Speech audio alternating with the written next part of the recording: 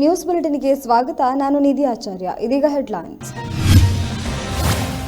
ಧರ್ಮಸ್ಥಳ ಕ್ಷೇತ್ರಕ್ಕೆ ಭೇಟಿ ನೀಡಿದ ಸಚಿವ ಎಸ್ ಅಂಗಾರ, ನೂತನ ಸಚಿವರನ್ನು ಗೌರವಿಸಿದ ಶಾಸಕ ಹರೀಶ್ ಪೂಂಜಾ. ಮಂಗಳೂರಿನಲ್ಲಿ ಪಕ್ಷದ ವತಿಯಿಂದ ಅಭಿನಂದನಾ ಕಾರ್ಯಕ್ರಮ.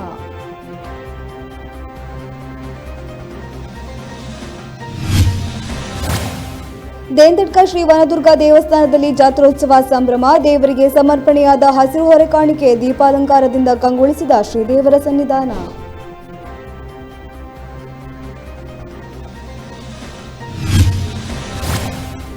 ಪ್ರಧಾನಮಂತ್ರಿ ಆಶಯದಂತೆ ಸೂರು ಇಲ್ಲದೆ ಯಾರೂ ಇರಬಾರದು. ಬಡವರಿಗೆ ಸೈಟ್ ಕೊಡೋಕೆ ಜಾಗವನ್ನ ಖರೀದಿಸಿದ್ದೇವೆ. ಬಂಟ್ವಾಳದಲ್ಲಿ ಮಾಧ್ಯಮಕ್ಕೆ ಹೇಳಿಕೆ ನೀಡಿದ ಸಚಿವ ವಿ ಸೋಮಣ್ಣ.